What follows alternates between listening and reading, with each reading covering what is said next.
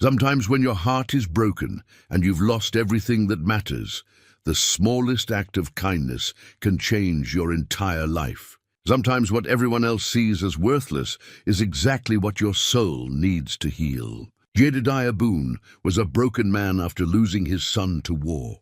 The folks in Dry Creek thought he'd lost his mind when he traded his winter supplies for a lame horse. Everyone called it the worst deal in town history. But this old mountain man saw something different in that beaten-down mare. He gave her a name, Clementine, and showed her the first kindness she'd known. What happened next surprised everyone in town. Would this simple act of compassion lead to riches beyond his wildest dreams? Before we jump back in, tell us where you're tuning in from. And if this story touches you, make sure you're subscribed, because tomorrow I've saved something extra special for you. The autumn wind carried the scent of wood smoke and regret through the narrow streets of Dry Creek, Montana Territory, as Jedediah Boone pulled his worn leather gloves tighter against the chill. At 52, his hands bore the calluses of 30 years, wrestling a living from these unforgiving mountains. But lately, those same hands trembled when he thought no one was watching. The tremor wasn't from age or cold. It was from the hollow ache that had settled in his chest 3 years ago and never left. Jed's cabin sat at the edge of town, where the timberline met the valley floor. A modest structure he'd built with his own hands, back when hope still lived in his heart. The logs were chinked tight against winter's bite, the roof solid and true, but the interior felt as empty as a church on Monday morning. Samuel's chair still sat by the stone hearth, untouched since that bright spring day in 1867, when his boy had kissed his weathered cheek and ridden off to join the Union cause. The war had been over for 5 years now. But Samuel Boone never came home.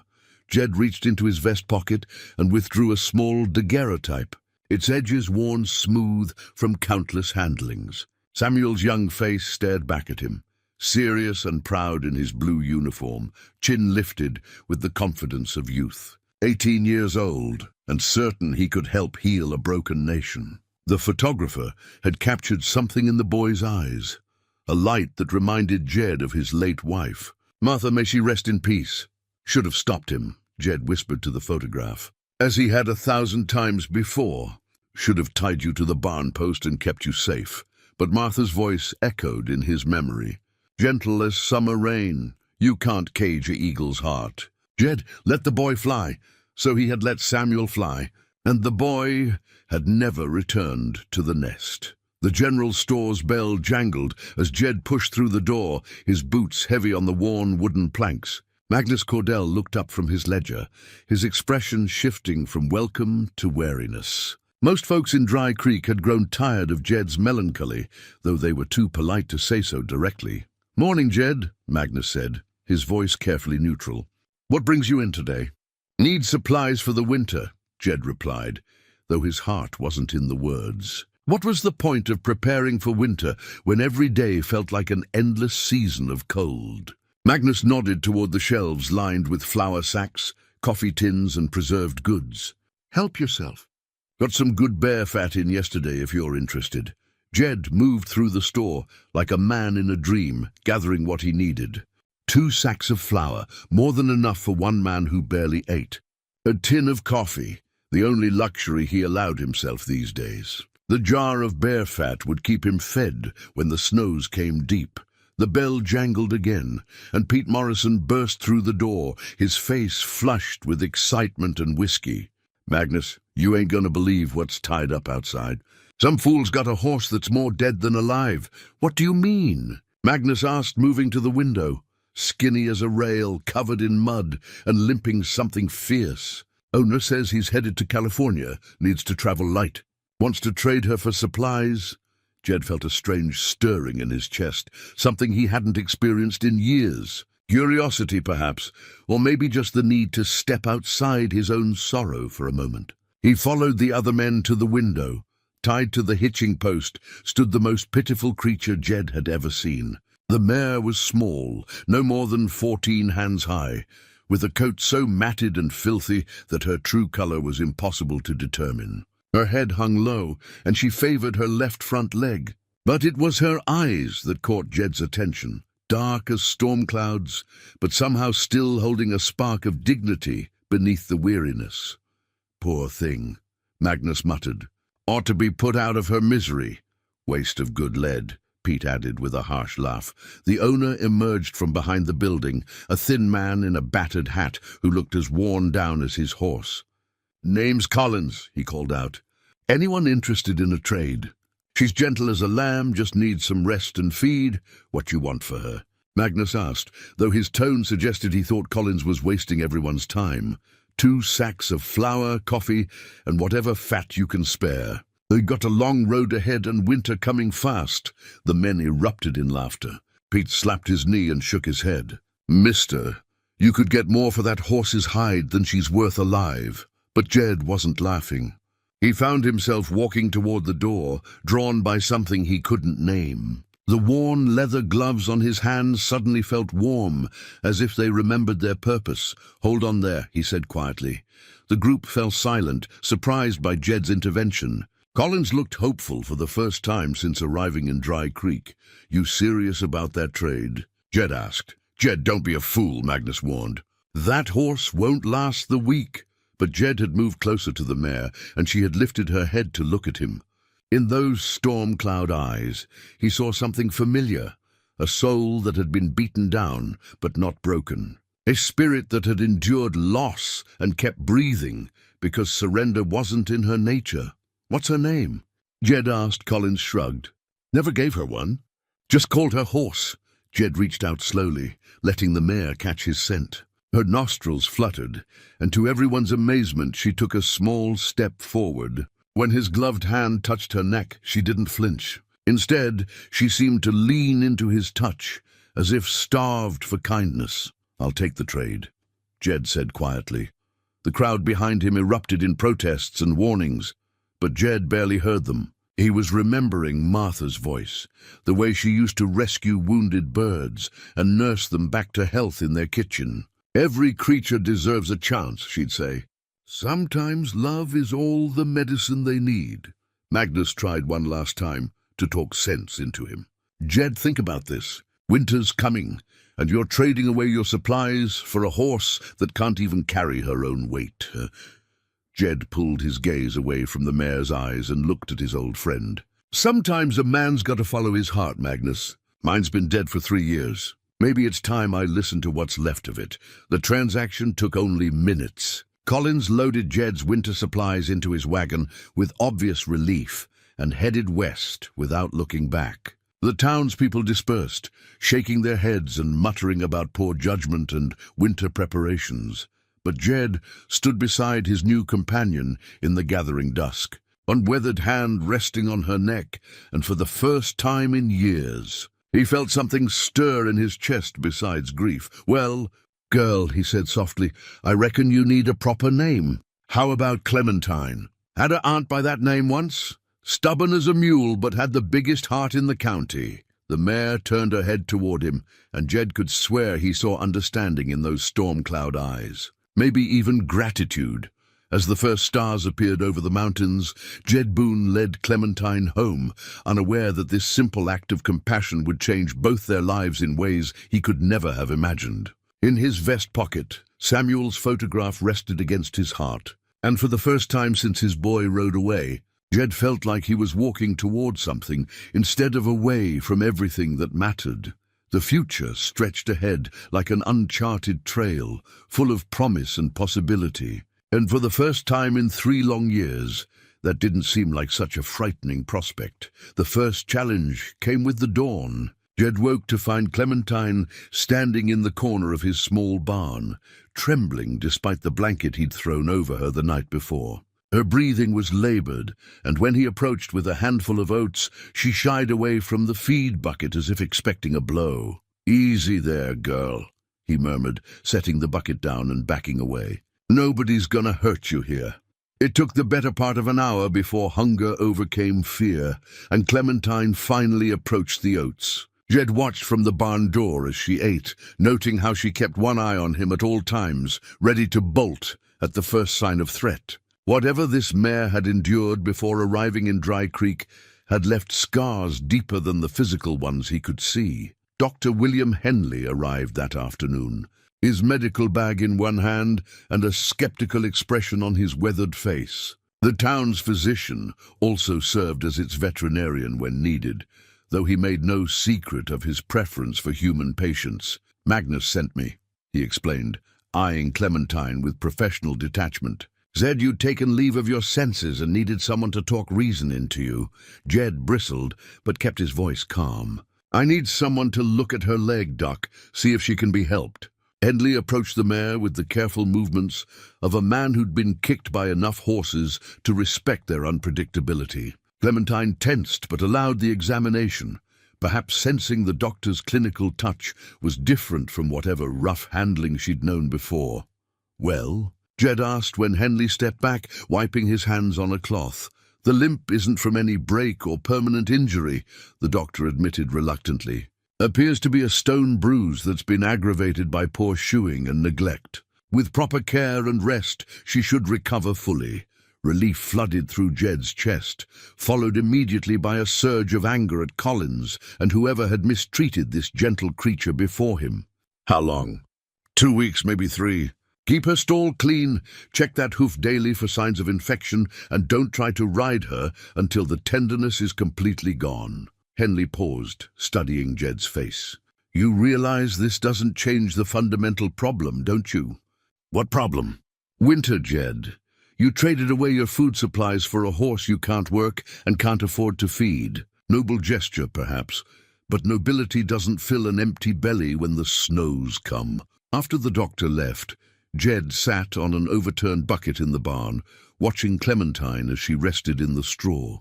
The weight of his decision was beginning to settle on his shoulders like a heavy pack. He had enough food in his pantry to last maybe 3 weeks if he rationed carefully. After that, he'd be dependent on hunting and what little he could trade for his furs.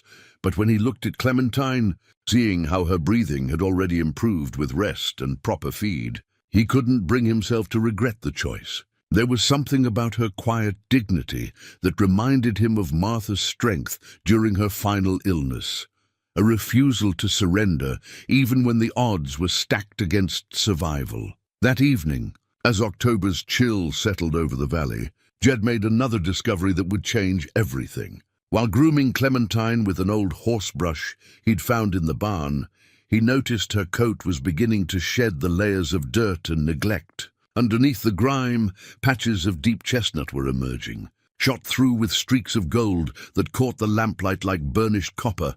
But it was her build that truly caught his attention as she began to fill out with proper feeding. Despite her small stature, her chest was deep and her legs were straight and strong.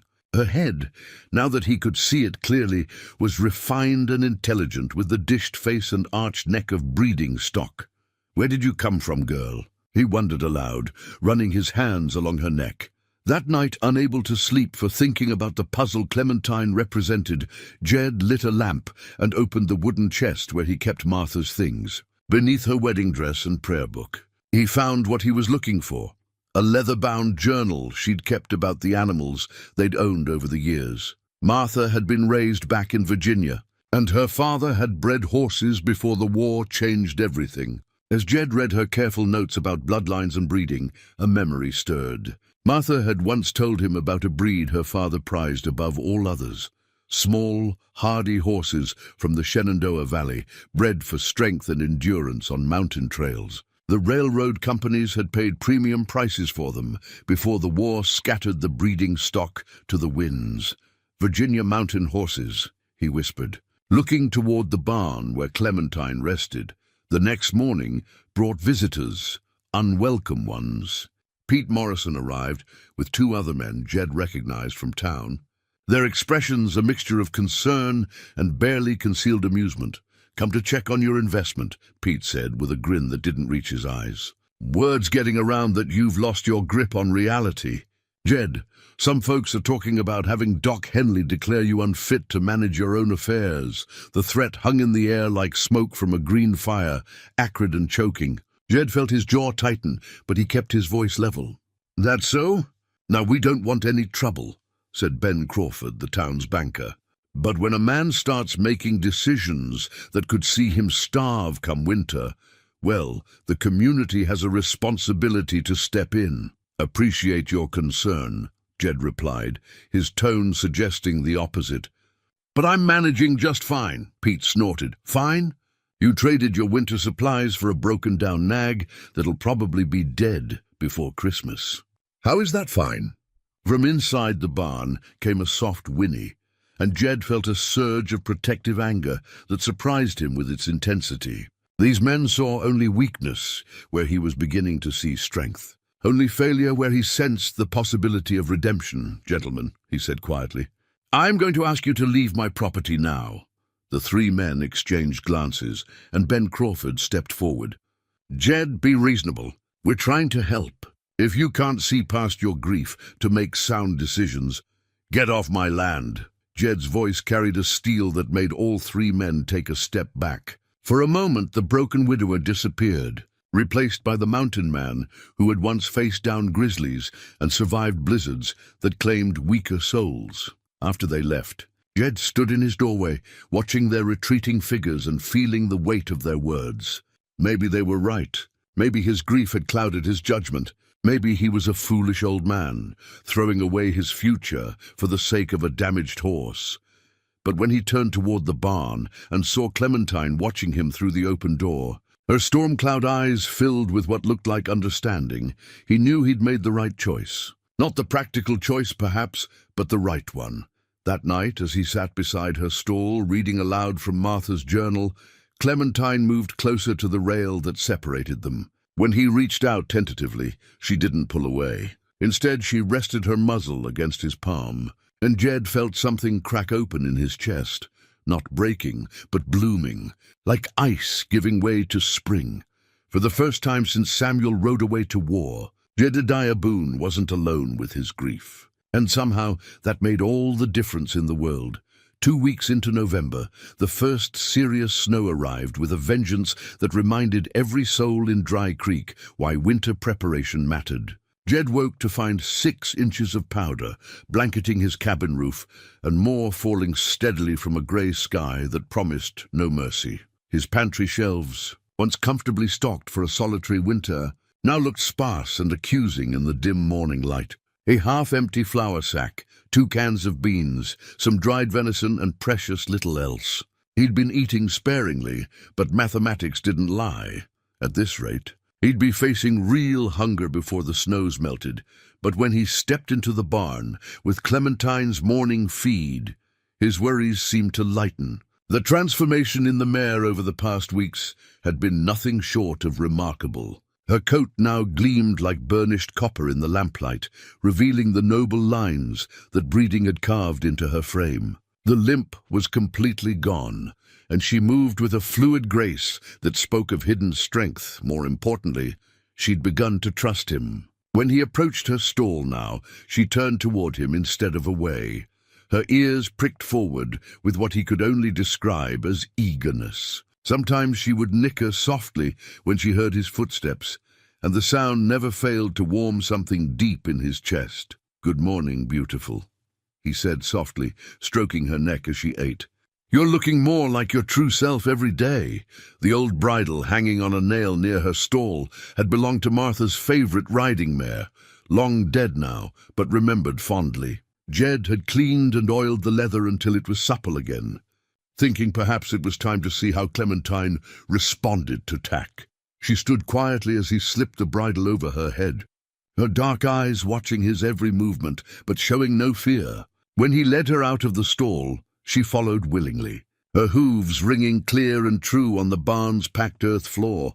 Outside, the snow continued to fall, but Clementine seemed invigorated by the cold air. She lifted her head high and stepped forward with purpose, and Jed felt a surge of pride watching her move. Whatever bloodlines ran through her veins, they were good ones. The sound of approaching hoofbeats interrupted his admiration. Through the swirling snow came Magnus Cordell, hunched against the cold on his sturdy bay gelding. The store owner's face was grim as he dismounted.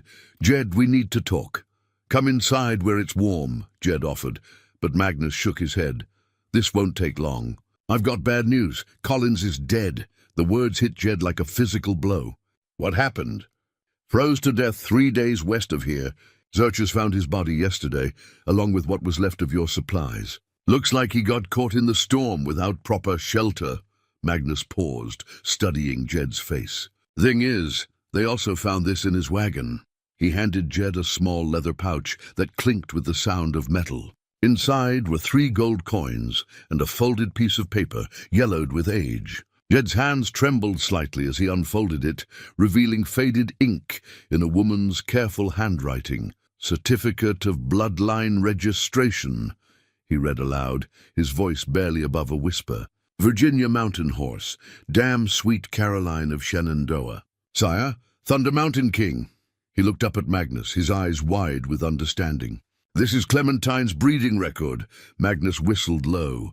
Virginia Mountain Horses. I heard tell of them years ago. Railroad companies used to pay a small fortune for horses that could navigate mountain passes with heavy loads. Jed's mind raced as he studied the document. According to the certificate, Clementine, registered name Carolina's Storm, was the daughter of championship bloodstock that had been scattered during the war. Her lineage traced back to the most prized horses in the Shenandoah Valley, bred specifically for their combination of strength, endurance, and sure-footedness on treacherous terrain. Collins knew, Jed said quietly. He knew what she was worth and still let her suffer. Appears so. Question is, what are you going to do with this information? Before Jed could answer, another horse and rider appeared through the snow. This time it was Dr. Henley, his black bag secured behind his saddle and his expression more troubled than usual. Magnus, Jed, glad I found you both. We've got a problem in town. Young Tommy Henderson took a bad fall from his pony yesterday. Broke his leg clean through, and it's not setting right. I need to get him to the territorial capital for proper surgery. But no horse in town can make that journey through these mountain passes in winter weather. The 2 men looked at each other, understanding dawning in their eyes. The territorial capital was a 3-day ride through some of the most treacherous mountain terrain in Montana. Most horses would struggle with the elevation and rocky trails, even in good weather. In winter, it was considered nearly impossible. What about the stage line? Magnus asked. Next stage isn't due for 2 weeks and the boy can't wait that long. Infection's already setting in. Henley's voice carried the weight of professional desperation. I need a horse that can navigate mountain trails with a heavy load and get there fast. Jed felt all eyes turn toward Clementine, who had been standing quietly beside him throughout the conversation. The mare seemed to sense the attention, lifting her head with quiet dignity as snowflakes gathered on her copper coat. She's not even been under saddle yet, Jed protested, though his heart was already racing with possibility. But she's got the breeding for it, Magnus said quietly. If that certificate is real, and if she's truly from Virginia mountain stock, she might be the only horse in the territory that can make that journey. Dr. Henley stepped closer to Clementine, his trained eye assessing her conformation. She's got the chest for high-altitude work, and those legs look strong enough for mountain terrain. Question is, do you trust her enough to try? Jed looked into Clementine's storm-cloud eyes and saw something that took his breath away. Not fear or uncertainty, but calm readiness, as if she understood what was being asked of her and was prepared to answer the call. In that moment, he realized this was why she had come into his life, not just to heal his heart, but to prove that sometimes the most unlikely heroes emerge from the most desperate circumstances. Tommy Henderson's just a boy, he said quietly. Barely 14, Henley confirmed. Same age as... He stopped himself, but the words hung in the air anyway. Same age as Samuel had been when Jed first taught him to ride. The decision crystallized in Jed's mind with perfect clarity. He had spent 3 years mourning his inability to save his son. Now fate was offering him a chance to save someone else's child, and the instrument of that salvation was the broken-down mare everyone had called worthless. When do we leave? He asked. The relief on Henley's face was answer enough. The preparations took the better part of the day, and with each passing hour, young Tommy Henderson's condition grew more precarious. Dr. Henley had fashioned a makeshift stretcher that could be secured behind Clementine's saddle. But the real test would be whether an untrained horse could handle the weight and maintain her footing on icy mountain trails. Jed worked with quiet efficiency, drawing on skills he hadn't used since Samuel was a boy learning to handle pack animals. Martha's old saddle, carefully preserved these past years, fit Clementine perfectly, another sign that fate had been at work long before any of them understood its design. "Easy, girl," he murmured as he tightened the cinch. Clementine stood rock-steady, her ears forward and alert, but showing no sign of nervousness. It was as if she understood the gravity of their mission. Agnes Henderson arrived as the sun was setting, her face streaked with tears and her hands trembling as she approached Clementine. "This horse is really going to save my boy?" Jed's throat tightened at the desperate hope in her voice. "She's going to try, Mrs. Henderson. That's all any of us can do." The woman reached out tentatively to stroke Clementine's neck, and the mare lowered her head gently, as if offering comfort. "She's beautiful," Agnes whispered. "I can't believe anyone ever called her worthless." As the last of the equipment was secured, Magnus pulled Jed aside. "You sure about this? It's been years since you've ridden those high passes. And never in winter conditions like this." Jed nodded toward the Henderson house, where lamplight spilled from the windows, and the shadow of a mother keeping vigil could be seen through the curtains. "That boy needs help that only the territorial capital can provide. If we don't try, he dies. And if you don't make it through the passes..." The question hung in the cold air between them like a challenge. Jed thought of Samuel, riding off to war with such confidence in his young heart, never imagining he wouldn't come home. Life offered no guarantees, only choices that defined a man's character. Then at least we'll have tried to save him instead of watching him die. Dr. Henley emerged from the Henderson house, his medical bag in hand and his face grave. "The boy's fever is climbing. We need to leave within the hour if we're going to have any chance." The final test came when they loaded Tommy onto the stretcher. The 14-year-old was delirious with pain and fever, his broken leg immobilized, but clearly causing him agony with every movement. As they secured him behind the saddle, Clementine turned her head to look back at her burden, her dark eyes taking in the situation with an intelligence that sent chills down Jed's spine. "She knows," Dr. Henley said quietly. "Look at how she's positioning herself." Indeed, Clementine had shifted her stance to better distribute the weight, her muscles adjusting automatically to compensate for the added load.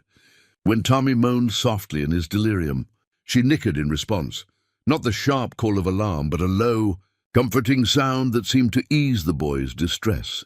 As they prepared to depart, the entire population of Dry Creek seemed to materialize from the swirling snow. Word had spread quickly about the desperate mission, and neighbors who had questioned Jed's sanity just weeks before now watched with hushed respect as he mounted up beside his remarkable mare. "Godspeed, Jed," called out Ben Crawford, the banker who had threatened to have Jed declared incompetent. "Bring that boy home safe." Pete Morrison stepped forward, his earlier mockery replaced by something approaching shame. "Jed, I owe you an apology. Reckon we all do." But Jed's attention was focused on the trail ahead, where moonlight reflected off the snow-covered peaks that stood between them and salvation. The temperature was dropping rapidly, and the wind carried the promise of more snow before morning. "Ready, Doc?" he called. Dr. Henley, mounted on his sturdy gelding, nodded grimly. "Lead the way." The first mile passed without incident, as they followed the familiar trail that led up from the valley floor. Clementine moved with confident strides, her breathing steady and her footing sure despite the treacherous conditions. Behind them, Tommy had lapsed into an uneasy quiet that worried Henley more than the boy's earlier moaning. "How's he doing?" Jed called back, still with us, but his pulse is weak. "We need to make good time." As they climbed higher into the mountains, the trail grew narrower and more treacherous. Ice-covered rocks jutted from the path like teeth. And more than once, Jed felt his heart skip as Clementine navigated around obstacles that would have challenged an experienced mountain horse in daylight. But she never faltered. Her small hooves found purchase where larger horses would have slipped, and her compact frame allowed her to squeeze through narrow passages that would have blocked a bigger animal. With each successful negotiation of a difficult section, Jed's confidence in her abilities grew. The real test came at Eagle's Crossing, where the trail wound around a sheer cliff face with a drop of several hundred feet on one side and a wall of ice-covered rock on the other. In daylight, with good weather, it was challenging enough. In darkness, with snow falling and a precious cargo to protect, it seemed almost impossible. Jesus, Dr. Henley breathed as they approached the crossing. Maybe we should turn back. Jed studied the narrow ledge ahead, calculating distances and angles, with the eye of a man who had spent decades reading mountain terrain. She can make it, he said quietly. Question is, do we trust her enough to try? Clementine seemed to sense his hesitation. She took a step forward and nickered softly, as if encouraging him to have faith in her capabilities. In her storm-cloud eyes, Jed saw not just intelligence but determination, the same quality he had recognized in Samuel all those years ago. All right, girl, he whispered. Show us what Virginia mountain horses can do. What happened next would be talked about in Dry Creek for generations to come. Step by careful step, Clementine made her way along that treacherous ledge, her hooves finding solid purchase on surfaces that looked like certain death. She moved with the grace of a dancer and the precision of a watchmaker, never rushing, never hesitating, carrying her precious burden through a passage that lesser horses couldn't have managed in perfect conditions. When they finally reached solid ground on the far side, Dr. Henley's hands were shaking so badly he could barely hold his reins. In 40 years of medicine, he said, his voice hoarse with emotion, I have never seen anything like that.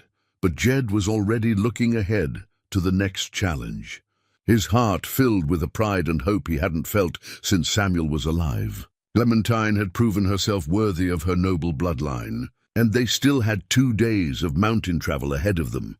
The night was far from over, but for the first time in years, Jedediah Boone felt like he was exactly where he was meant to be.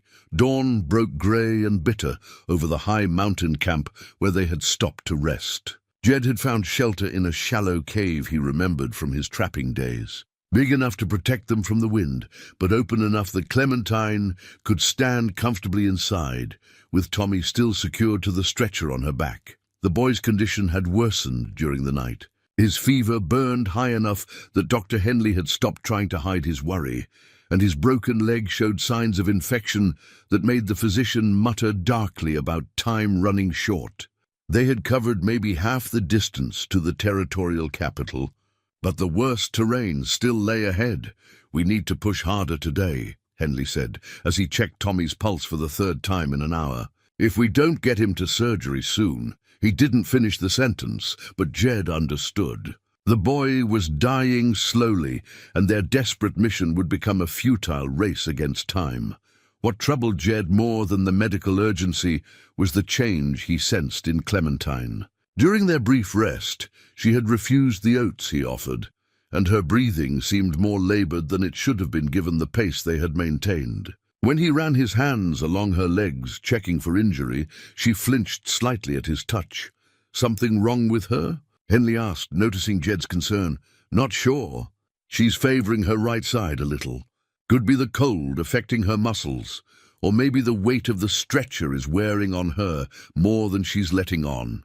As if she had heard them talking about her, Clementine turned her head and nuzzled Jed's shoulder with her soft muzzle. In her storm-cloud eyes, he saw something that made his chest tight, not pain or exhaustion, but a quiet determination to continue regardless of the cost to herself. You're pushing too hard, aren't you, girl? He whispered, stroking her neck. Just like your old master used to do. The thought struck him with sudden clarity.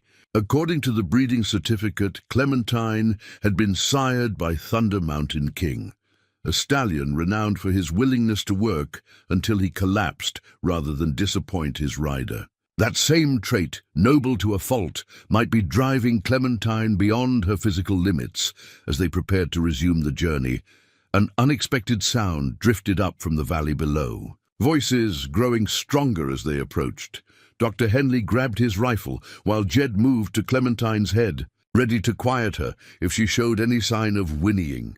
3 men on horseback appeared through the trees, their clothes marking them as travelers rather than locals. The leader, a big man with a grey beard and expensive boots, called out when he spotted their camp.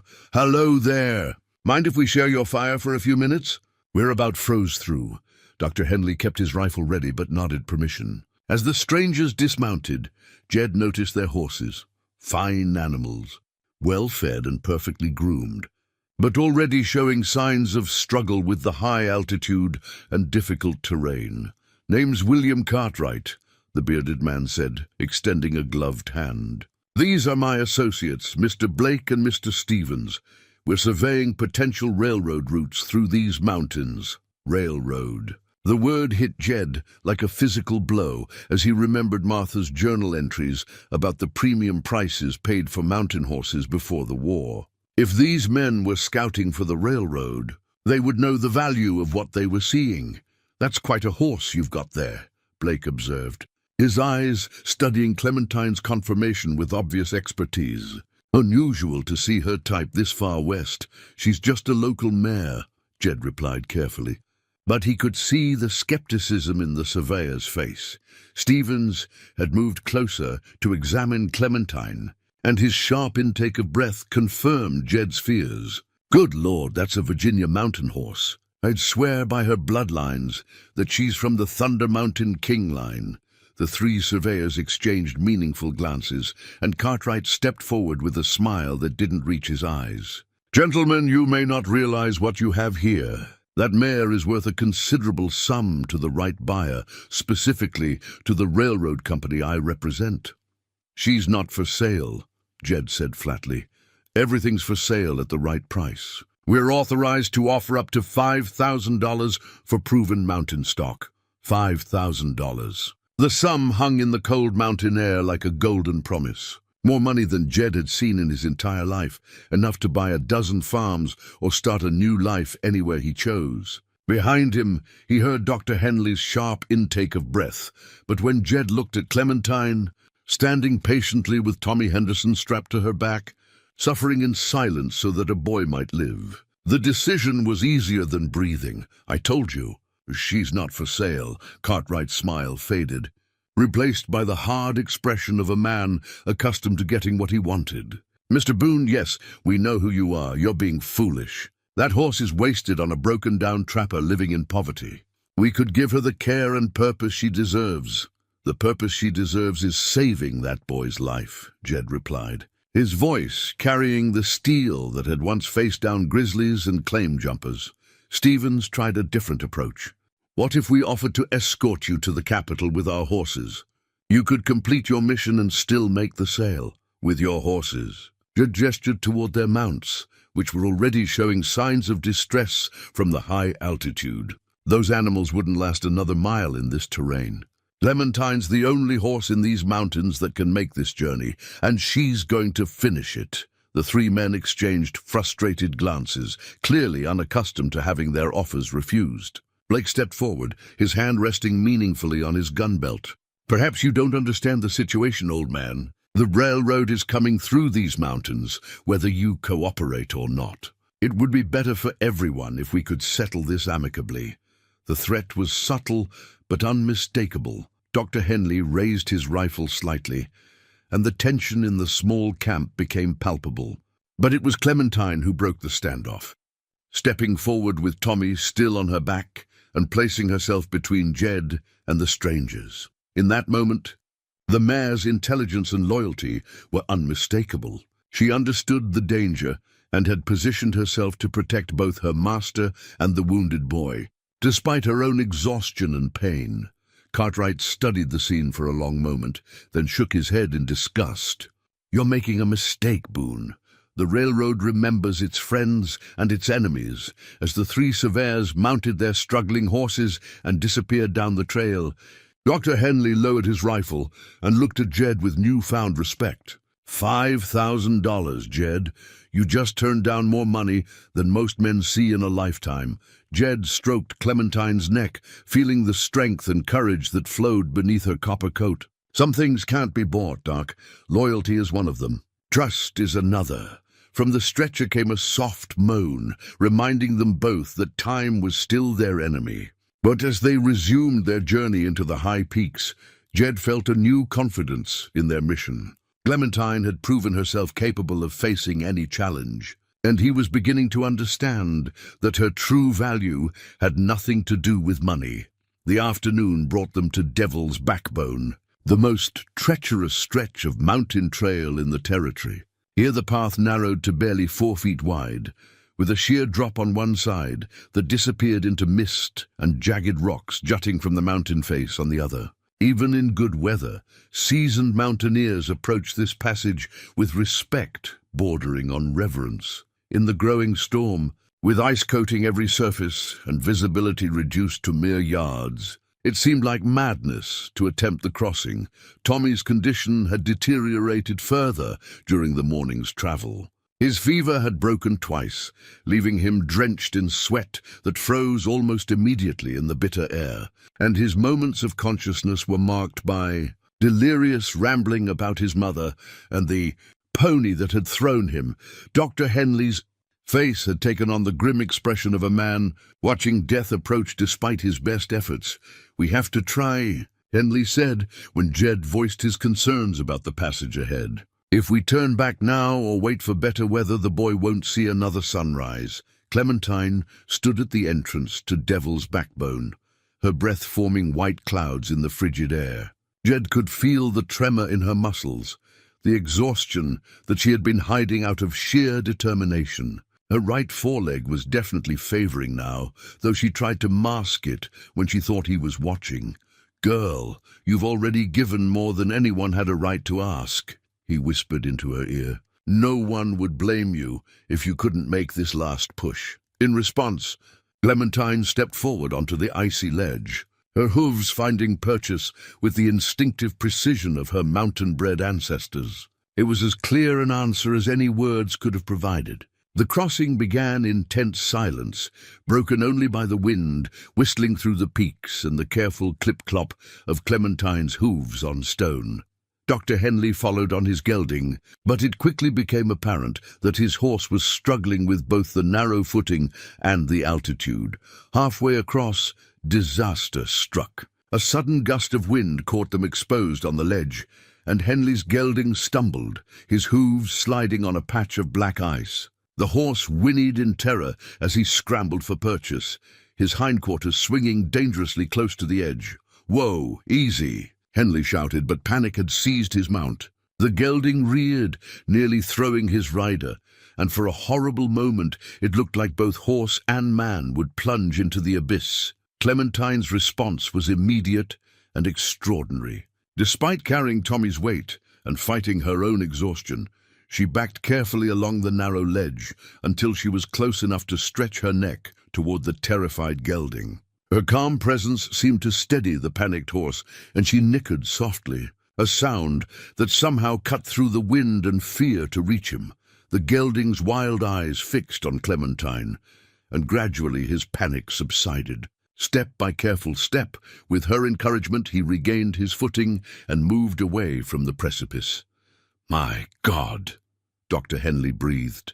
She saved us both, but the effort had cost Clementine dearly. Jed could see her trembling now, not from cold, but from exhaustion pushed beyond reasonable limits. Her breathing was labored, and when she took her next step, the limp in her right foreleg was unmistakable. They had reached a small widening in the trail, barely large enough for both horses to stand safely, when Jed made a decision that went against every practical instinct he possessed. "Doc, we need to rest here for a few minutes. Jed, the boy, won't be helped if Clementine collapses trying to carry him." "Look at her."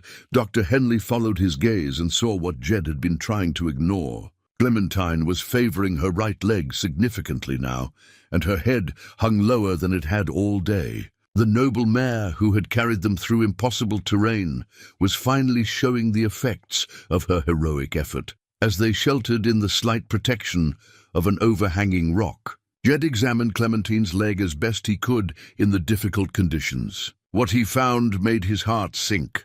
The old stone bruise had reopened under the stress of the journey, and her hoof was warm with inflammation. "It's not just fatigue," he told Henley quietly. "She's genuinely injured now. Every step must be causing her real pain." From the stretcher came a weak voice, the first coherent words Tommy had spoken in hours. "Is the horse hurt because of me?" Both men turned to look at the boy, whose fever-bright eyes showed more awareness than they had seen since leaving Dry Creek. "Don't you worry about that, son," Jed said gently. "Clementine knew what she was getting into when she took this job." "She's beautiful," Tommy whispered.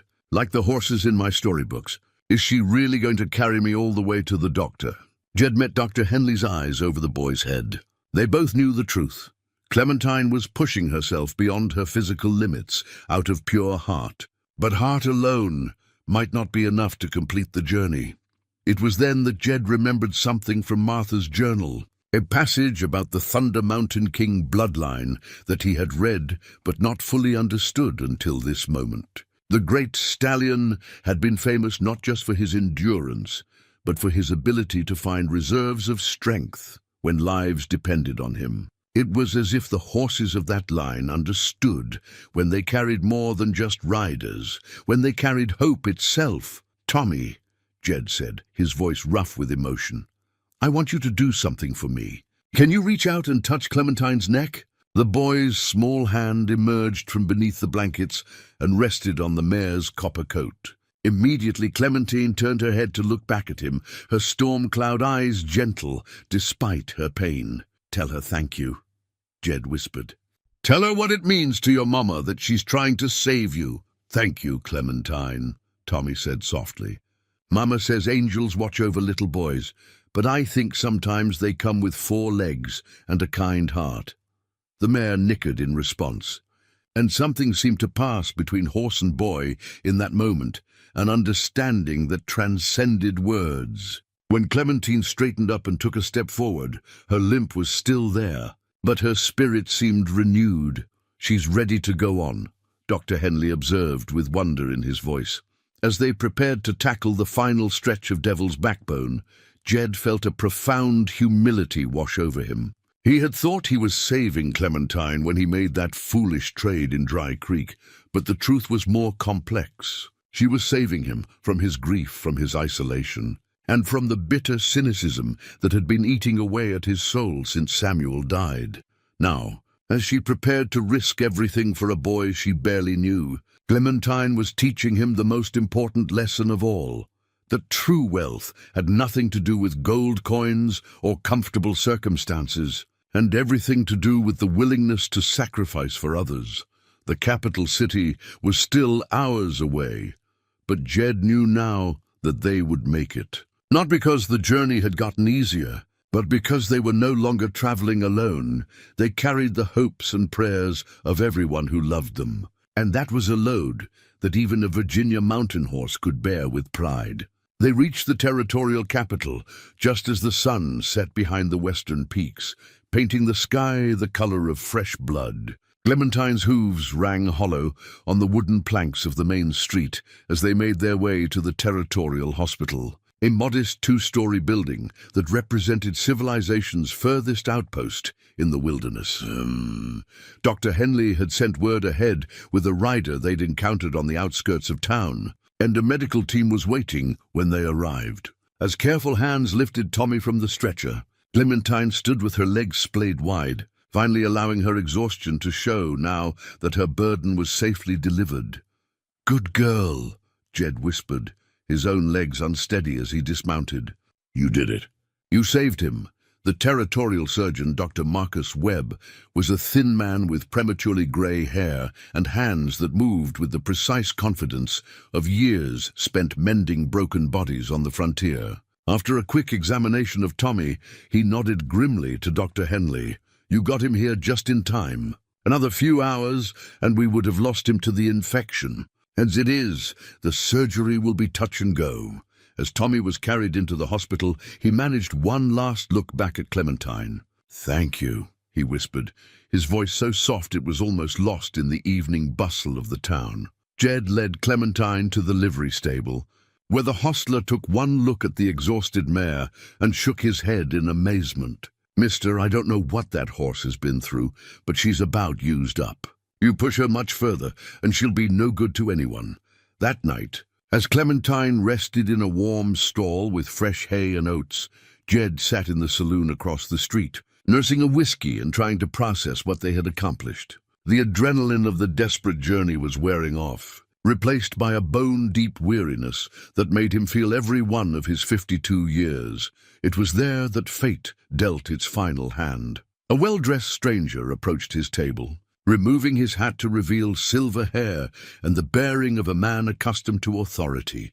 "Mr. Boone, my name is Colonel James Patterson, and I believe we have much to discuss." Jed looked up warily, remembering his encounter with the railroad surveyors. "If you're here about buying my horse, you're wasting your time." Patterson smiled and took the seat across from him without invitation. "Oh, I'm not here to buy her, Mr. Boone. I'm here to tell you who she really is." The colonel reached into his coat and withdrew a leather portfolio, from which he extracted several documents and a faded photograph. 20 years ago, I was a young cavalry officer stationed in Virginia, tasked with procuring horses for the Union Army. This is a photograph of the finest stallion I ever encountered, Thunder Mountain King. Jed found himself looking at a picture of a magnificent horse, clearly the sire of Clementine's distinctive features. But what caught his attention was the young soldier holding the stallion's lead rope, a face he recognized despite the passage of 20 years. "Samuel," he breathed, "your son was assigned to my unit for 3 months in 1868, helping to relocate the surviving Virginia mountain horses before they fell into Confederate hands. He spoke of you often. Mr. Boone spoke of a father who taught him that a man's worth wasn't measured in gold, but in the kindness he showed to those who couldn't help themselves." The world seemed to tilt on its axis as Patterson continued. "Samuel was killed trying to save these horses. Mr. Boone, a Confederate raid caught us moving the herd, and your son died defending a pregnant mare, the same mare that would later give birth to the horse you call Clementine." Jed's hands trembled as he reached for the whiskey glass, his mind struggling to process this revelation. Samuel hadn't died in some meaningless skirmish or distant battle.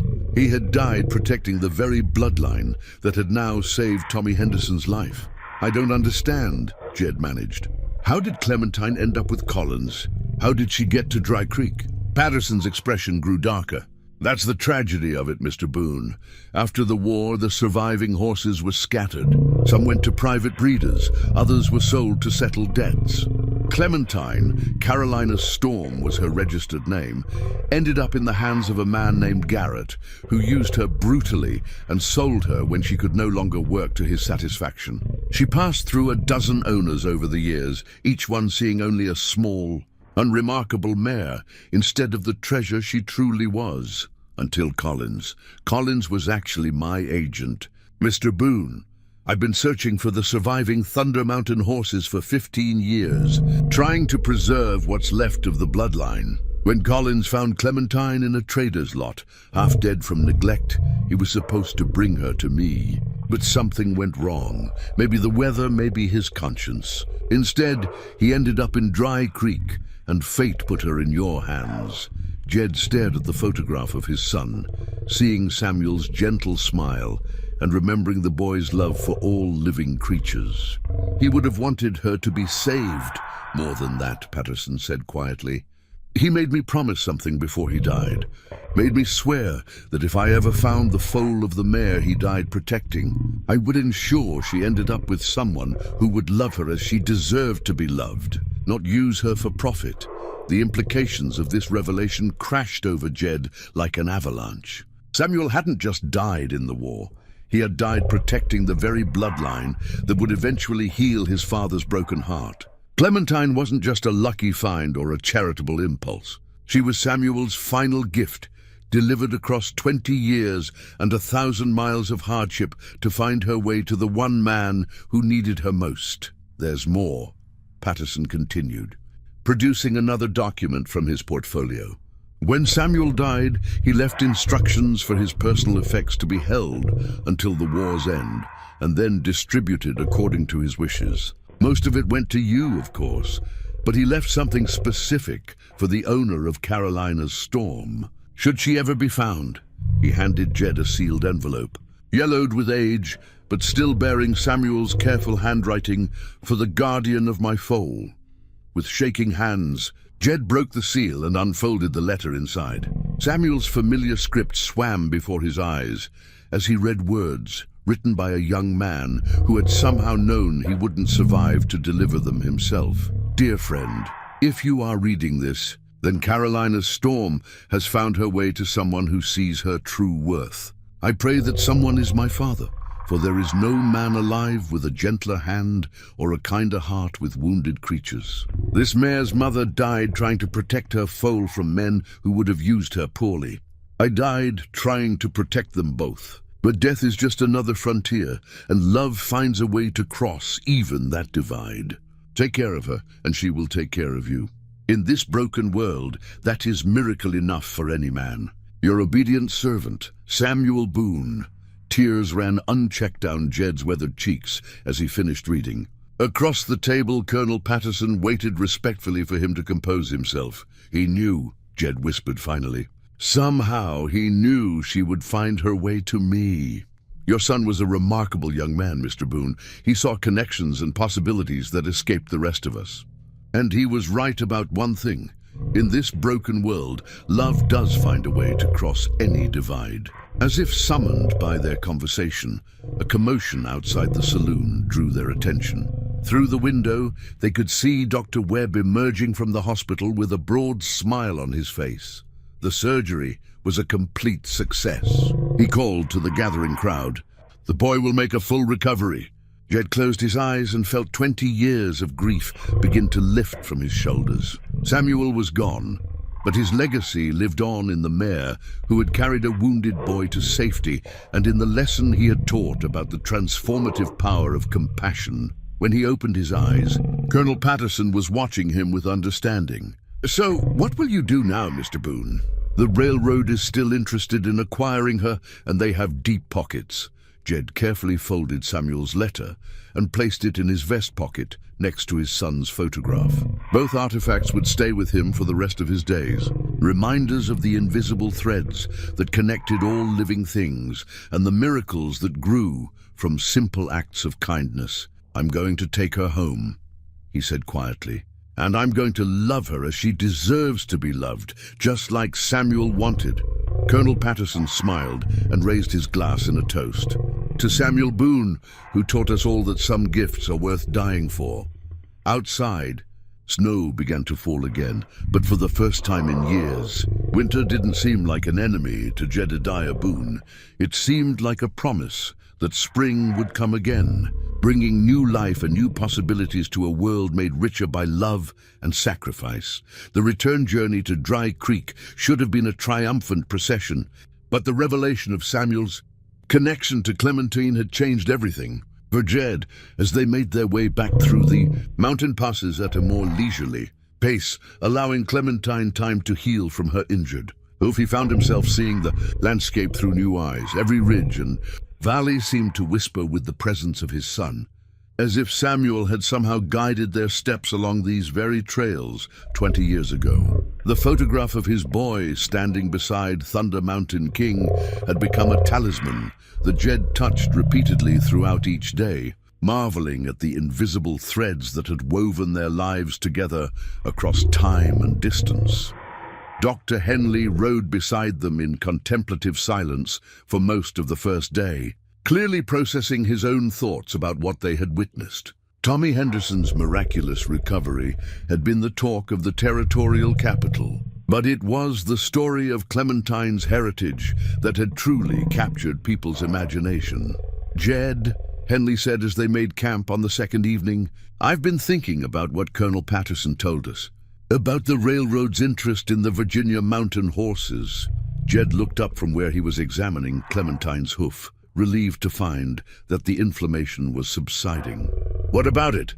They're not just interested in buying individual horses. They're planning something bigger, a systematic effort to acquire every Virginia mountain horse they can find for their construction projects. Through the Rockies, the implication hung heavy in the mountain air. If the railroad was serious about collecting the remnants of the bloodline, they wouldn't be deterred by one man's refusal to sell. They would find other ways to get what they wanted. You think they'll come after Clementine again? Henley nodded grimly.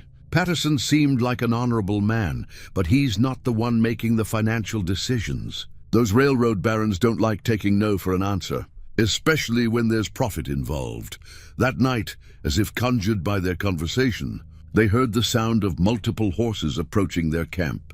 Jed reached for his rifle while Clementine lifted her head alertly, her ears pricked toward the sound. 5 riders emerged from the darkness, led by William Cartwright, the railroad surveyor they had encountered on their outbound journey. But this time he wasn't alone. The men with him wore the hard expressions and gun belts of hired professionals. "Mr. Boone," Cartwright called out, his voice carrying a false joviality that fooled no one. "Fancy meeting you out here again? I trust your mission to the capital was successful." "Tommy Henderson will live," Jed replied evenly. "That's all that matters to me." Admirable sentiment. "But now that your charitable deed is done, perhaps we can discuss business like reasonable men." Dr. Henley had positioned himself where he could cover Jed with his rifle, but 5 armed men in the wilderness represented odds that even the best marksman couldn't overcome. Cartwright seemed to sense their disadvantage and smiled. "I've had some very interesting conversations since we last met." Mr. Boone spoke with Colonel Patterson. "Learned all about your horse's remarkable pedigree. Also learned that you've become something of a local hero, the humble mountain man who saved a boy's life with his miraculous mare. Get to your point." "Cartwright, my point is that you've made Clementine famous, and famous horses attract attention. The kind of attention that includes people asking questions about ownership papers and legal documentation." He paused, letting the threat sink in.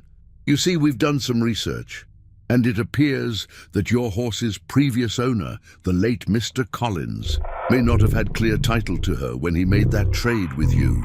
The words hit Jed like a physical blow. In all his joy at discovering Clementine's heritage, he hadn't considered the legal implications of her complex ownership history. "You're lying," Dr. Henley said.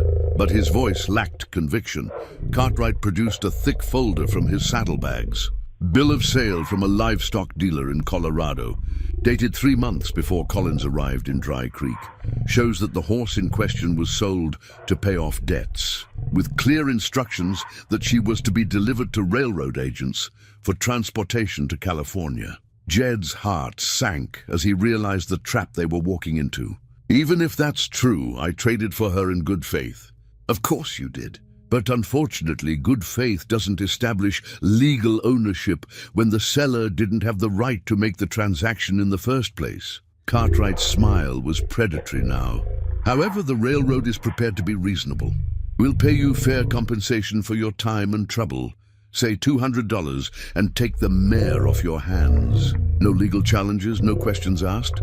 $200. A fraction of Clementine's true value, but more than most men in Dry Creek saw in a year. It was the kind of offer that sounded generous until you realized it was being made with guns backing up the negotiation." Jed looked at Clementine, who was watching the proceedings with intelligent eyes. She seemed to sense the danger, moving closer to him as if offering her protection, despite everything she had already given. "And if I refuse, then we'll have to pursue the matter through proper legal channels. Of course, that could take months, and in the meantime, the horse would need to be held as evidence. Territorial law is very clear about disputed property. It gets impounded until ownership can be established." Cartwright's voice took on a mocking tone. "I imagine that would be quite painful for you, Mr. Boone, being separated from your beloved mare while lawyers sort things out." Dr. Henley started to object, but Jed held up a hand to silence him. Something in Cartwright's manner suggested this was all an elaborate bluff. But the railroad man held too many advantages for direct confrontation to be wise. "I need time to think about this," Jed said carefully. "Of course, but don't take too long. We'll be filing the necessary paperwork when we reach the territorial capital tomorrow. After that, the matter will be out of my hands." As the 5 riders disappeared back into the darkness, Dr. Henley turned to Jed with fire in his eyes. "They're trying to steal her, plain and simple. We can't let them get away with this." But Jed was thinking about Samuel's letter, about the promise his son had extracted from Colonel Patterson, and about the larger forces at work in their small drama. The railroad represented progress and civilization, but it also represented the kind of ruthless ambition that saw everything: horses, land, people as commodities to be acquired and exploited. "There has to be a way to fight this," Henley continued. "Colonel Patterson seemed like an honorable man. Maybe he can help." Jed fingered Samuel's letter in his vest pocket, drawing strength from his son's words about love, finding a way to cross any divide. An idea was forming in his mind, born from desperation, but nurtured by hope. "Doc, how long would it take us to reach Dry Creek if we pushed hard?" 12 hours, maybe 14 if the weather holds. "But Jed, Clementine's hoof will have to hold up for one more run, because I think I know how to beat them at their own game," as they broke camp in the pre-dawn darkness, preparing for one final desperate race against time and legal machinations. Clementine seemed to sense the urgency of their situation. Despite her lingering soreness, she moved with renewed purpose, as if understanding that this journey would determine not just her fate, but the future of everything they had built together. The mountain trail stretched ahead in the growing light, winding toward home and a confrontation that would test everything Jed had learned about love, loyalty, and the price of doing what's right. Behind them, the railroad men would be pursuing their legal strategy, confident that money and lawyers could overcome any sentimental attachment between a grieving father and the horse his son had died protecting. But they had underestimated the power of community, the strength that came from people who had watched a broken man find redemption through an act of kindness. In Dry Creek, word would already be spreading about Tommy Henderson's miraculous rescue and the mare who had carried him to safety. By the time Cartwright and his legal papers reached town, they would find not just one stubborn mountain man defending his horse, but an entire community ready to stand behind a story that had reminded them all why some things mattered more than profit. The race was on, and for the first time since this odyssey began, Jed felt like they might actually win. They reached Dry Creek just as the church bells were ringing noon, Clementine's hooves throwing up clouds of dust as they thundered down Main Street. Word of their approach had spread quickly, and it seemed like half the town had gathered to welcome them home. Agnes Henderson was the first to reach them, tears streaming down her face as she ran alongside Clementine. "Tommy's alive!" she called out, her voice breaking with emotion. Dr. Webb sent word ahead. "The surgery was perfect and our boy is going to be fine."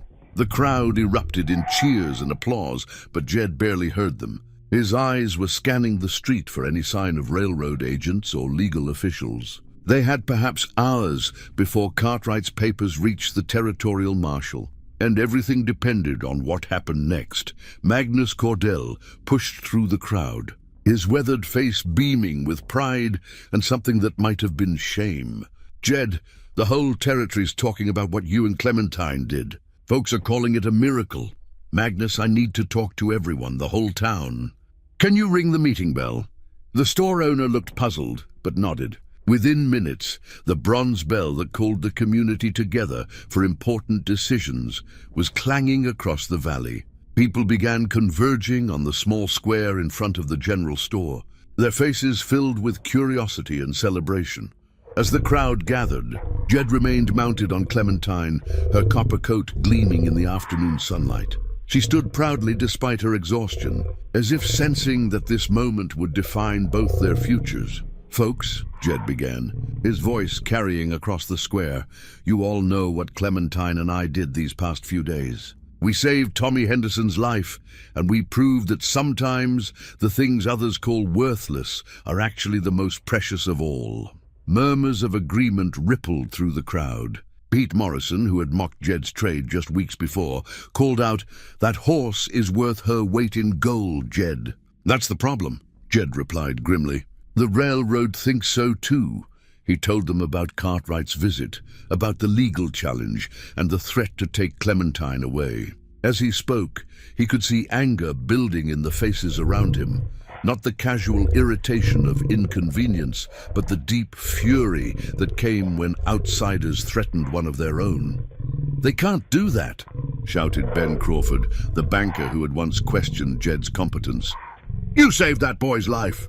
"Legal papers say they can," Jed replied.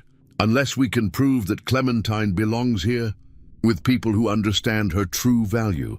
Dr. Henley had dismounted and was moving through the crowd, explaining the details of the railroad's claim to anyone who would listen. The physician's medical authority gave weight to his words, and Jed could see the community's mood shifting from celebration to determination. It was then that an unexpected voice cut through the discussion. "Maybe I can help with that." The crowd parted to reveal an elderly woman leaning heavily on a walking stick. Mary Whitman was 93 years old and the unofficial historian of Dry Creek, a keeper of stories and memories that stretched back to the territory's earliest days. "Mrs. Whitman," Jed said, dismounting to approach her respectfully. "What do you mean?" The old woman's eyes were sharp, despite her age, and she studied Clementine with the gaze of someone who had seen many horses in her long life. "I mean, I knew your boy Samuel, Jed. Knew him before he went off to war." A hush fell over the crowd. Samuel's story was known to everyone in Dry Creek, but Mary Whitman rarely spoke of the past unless she had something important to share. "Samuel came to see me the night before he left for the army," she continued, her voice carrying clearly despite its frailness. "Brought me something to keep safe. Said it was important and that someday someone might need it to prove a truth that others would try to hide." She reached into her shawl and withdrew a small wooden box, worn smooth by decades of careful handling. "He made me promise to give this to whoever brought home the horse he was going to save. Said I'd know when the time was right." With trembling hands, she opened the box to reveal a brass medallion on a leather cord, a cavalry unit insignia that Jed recognized from Samuel's few letters home. But wrapped around the medallion was something else, an official document bearing military seals and signatures. "A presidential commission," Dr. Henley read over Jed's shoulder, his voice filled with awe. "Signed by Abraham Lincoln himself, authorizing Samuel Boone to protect and relocate Virginia mountain horses as a matter of national security." The implications were staggering. If Samuel had been operating under presidential authority, then any horses he protected would be considered government property held in trust. The railroad's civilian ownership claims would be meaningless against federal documentation, but it was what Jed found at the bottom of the box that brought tears to his eyes. Small note in Samuel's careful handwriting. "For Pa, when you find her, you'll know why God let me go. Love never dies, it just changes form. S." The crowd had gone completely silent, understanding that they were witnessing something far more significant than a dispute over horse ownership. This was about love transcending death, about promises kept across impossible odds, and about the power of community to protect what truly mattered. Mary Whitman looked up at Jed with eyes that held 9 decades of wisdom. "Your boy knew, Jed. Somehow, he knew that love would find a way to bring her home." The confrontation came 3 hours later, just as the afternoon shadows were lengthening across Main Street. 5 riders approached from the east, Cartwright and his hired guns, along with a 6th man wearing the badge of a territorial marshal. They rode with the confident swagger of men who believed the law was on their side. But they pulled up short when they saw what awaited them in the town square. The entire population of Dry Creek had assembled, forming a protective semicircle around Jed and Clementine. Men stood with their rifles visible but not threatening, while women and children filled the spaces between them. It was a display of quiet determination, that spoke louder than any shouted defiance. Marshal David Porter dismounted and approached with the careful movements of a man who understood crowd dynamics. He was older than Cartwright's hired men, with the weathered look of someone who had spent years keeping peace in difficult places. "Mr. Boone," he said formally, "I have a warrant here for the seizure of one horse, described as a chestnut mare approximately 14 hands high, in connection with a disputed ownership claim filed by the Central Pacific Railroad Company." "Marshal Porter," Jed replied respectfully, "before you execute that warrant, I'd like you to examine some evidence that might change the legal situation." He held up Samuel's commission and the accompanying documentation, explaining their significance while the crowd listened in tense silence. As he spoke, Jed could see understanding dawn in the marshal's experienced eyes. "A presidential commission," Porter murmured, studying the papers carefully. "I've seen a few of these in my time. They carry considerable legal weight, even 20 years later." Cartwright pushed forward, his face flushed with anger. "Marshal, this is clearly a fabrication. Those papers could have been forged by anyone with access to military stationery." "Could have been," Porter agreed. "Except for one thing." He pointed to a specific section of the commission, where Lincoln's signature was accompanied by a unique seal. "This is a wartime presidential seal, Mr. Cartwright. There are maybe a dozen documents in existence with this particular marking, and they're all accounted for in federal archives. This one authorizes Samuel Boone to act as a special agent for the preservation of strategic horse bloodlines." Dr. Henley stepped forward with additional evidence. "Marshal, I was present when Colonel James Patterson identified this mare as Carolina's Storm, a direct descendant of horses protected under that commission. He can verify both the horse's identity and the legitimacy of federal interest in her bloodline." "Patterson?" Porter's eyebrows rose. "Colonel Patterson is the territorial military liaison. His word carries considerable weight in matters like this." Cartwright was growing increasingly desperate. "This is all very interesting from a historical perspective, but it doesn't change the basic facts. The railroad purchased this horse through legitimate channels, and we have bills of sale to prove it." "Bills of sale from dealers who stole her from federal protection," Jed said quietly. "Samuel died trying to keep horses like Clementine out of the hands of men who would exploit them. The federal government never relinquished its interest in the surviving bloodlines. Mary Whitman chose that moment to speak up, her voice carrying across the square with surprising strength. "Marshal Porter, I've lived in this territory for 70 years, and I've never seen a more clear-cut case of federal protection superseding civilian claims." The old woman's reputation for honesty was legendary, and her words carried weight that legal documents alone might not have possessed. Porter nodded slowly, his decision crystallizing. "Mr. Cartwright, I'm going to have to suspend execution of this warrant pending federal review. If the horse is indeed protected under presidential authority, then civilian ownership claims are null and void." "This is outrageous." Cartwright exploded. "The railroad has invested considerable resources in acquiring these animals." "Then you should have checked federal records before making those investments," Porter replied calmly. "Mr. Boone, you'll need to file the proper paperwork with the territorial office within 30 days. But for now, the mare remains in your custody." As the marshal and his party prepared to leave, Cartwright made one last desperate attempt to salvage the situation. "This isn't over, Boone. The railroad has ways of dealing with obstacles to progress." The threat hung in the air like smoke, but before Jed could respond, Pete Morrison stepped forward. The man who had once mocked his horse trade now placed himself squarely between Cartwright and Clementine. "Mister," Pete said, his voice deadly quiet, "that horse saved Tommy Henderson's life. She's a hero in this town, and anyone who threatens her will have to answer to all of us."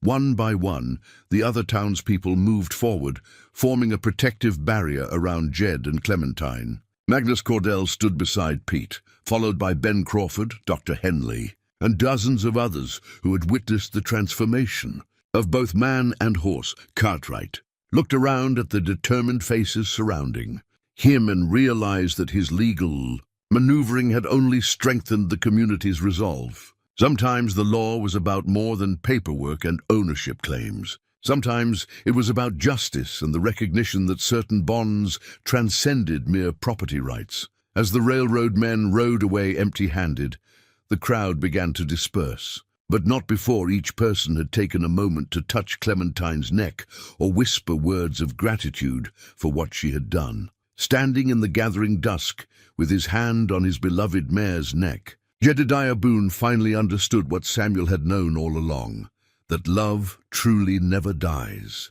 It just changes form, flowing from father to son to horse and back again in an endless circle of grace. Spring came early to Dry Creek that year, arriving with the kind of gentle warmth that seemed to promise healing for old wounds and new beginnings for weathered hearts. Jed stood in the doorway of his barn, watching Clementine graze in the meadow behind his cabin, her copper coat gleaming in the morning sunlight. 6 months had passed since their desperate journey to save Tommy Henderson, and the story had grown with each telling until it had become part of the territory's folklore. Travelers still stopped in Dry Creek, hoping to catch a glimpse of the miracle horse who had carried a dying boy through impossible mountain passes, guided by love that transcended death itself. But for Jed, the real miracle wasn't in the dramatic rescue or the legal victory over the railroad. It was in the quiet moments like this one, when he could simply stand and watch Clementine move with the fluid grace of perfect health, knowing that she was home where she belonged. The sound of approaching hoofbeats drew his attention to the trail that wound down from the main road. A single rider was approaching, Colonel Patterson, judging by the military bearing and the quality of his mount. Jed hadn't seen the man since that night in the territorial capital, when the truth about Samuel's sacrifice had finally been revealed. "Mr. Boone," Patterson called as he dismounted. "I hope you don't mind an unexpected visitor. Colonel, you're always welcome here. Coffee's fresh if you're interested." They sat on the porch overlooking the meadow, sharing coffee and comfortable silence while Clementine continued her grazing. Patterson seemed different somehow, less burdened than he had been during their first meeting, as if some long-carried weight had finally been lifted from his shoulders. "I wanted to thank you," Patterson said eventually, "for keeping the promise Samuel extracted from me, even though you didn't know you were doing it." Jed fingered his son's letter in his vest pocket, a habit that had become as natural as breathing. "I think Samuel knew exactly what he was doing. Question is, how did he know I'd be the one to find her? Faith, perhaps, or maybe just a father's understanding of another father's heart." Patterson paused, studying Clementine with obvious admiration. "You know, the federal government has officially recognized her bloodline as a protected heritage breed. There are only 12 Virginia mountain horses left in the world, and she's the last fertile mare of direct Thunder Mountain King lineage." The implications of that statement settled over Jed like a warm blanket. "You're saying she's irreplaceable. More than that, I'm saying she's the future of her entire breed." Patterson reached into his saddlebag and withdrew a document bearing official seals. "This is a federal breeding commission, Mr. Boone. It designates your property as a protected sanctuary and provides an annual stipend for maintaining the bloodline." Jed stared at the paper in amazement. The government was essentially paying him to love and care for Clementine, ensuring that her exceptional qualities would be passed on to future generations. "There's more," Patterson continued. "The Territorial Hospital has established the Samuel Boone Memorial Fund, dedicated to emergency medical transport in remote areas. Dr. Henley spoke at the dedication ceremony, telling Tommy Henderson's story and explaining how one horse's courage saved a boy's life. Tears gathered in Jed's eyes as he realized the full scope of his son's legacy. Samuel had died protecting horses like Clementine, and now she would ensure that other children would have the chance to live and grow and make their own contributions to the world. "Thank you for telling me," Jed said quietly. Patterson stood to leave, but paused at the edge of the porch. "One more thing, Mr. Boone. The railroad has abandoned its plans to acquire Virginia mountain horses. Seems they've decided there are easier ways to build their mountain roots. As the colonel rode away, Jed remained on the porch, watching Clementine and thinking about the strange paths that love could take. He had traded away his winter supplies for what everyone called a worthless horse, driven by grief and a loneliness that seemed impossible to heal. But Samuel had known better. Somehow, across the vast divide of death, his son had understood that salvation would come not through forgetting the past, but through embracing the possibility of new love, new purpose, new meaning in a life that had seemed empty beyond repair. The sound of children's laughter drew his attention to the road, where Tommy Henderson was walking hand in hand with his younger sister. The boy moved with only the slightest limp now, a reminder of his ordeal, but also proof of his complete recovery. "Mr. Boone," Tommy called, breaking free from his sister's grasp to run toward the fence where Clementine was grazing. "Can I give her some apples? Ma said I could if you didn't mind." "Course you can, son. She's always happy to see you." Jed watched as Tommy carefully fed Clementine apple slices through the fence rails, chattering excitedly about school and his friends and his plans for the future. The mare listened with patient attention, occasionally nickering in response, as if she understood every word. In that simple scene, Jed found the truth that had eluded him for so long. Wealth wasn't measured in gold coins or land holdings or comfortable circumstances. True riches came from moments like this, watching a child who was alive because of love and sacrifice, seeing a horse who had found her purpose in service to others, understanding that some bonds were stronger than death itself. As the sun set behind the western peaks, painting the sky in shades of copper that matched Clementine's coat, Jedediah Boone felt the last of his grief transform into something else, gratitude for the journey that had brought him to this moment, this place, this understanding that love truly never dies, it just changes form, flowing from father to son to horse and back again, creating connections that no force on earth could break. In the gathering dusk, surrounded by the quiet contentment of home, that seemed like miracle enough for any man. The worthless horse had indeed made him rich beyond belief, not in gold or silver, but in the kind of wealth that mattered most, a heart finally at peace with itself and a future filled with purpose and hope.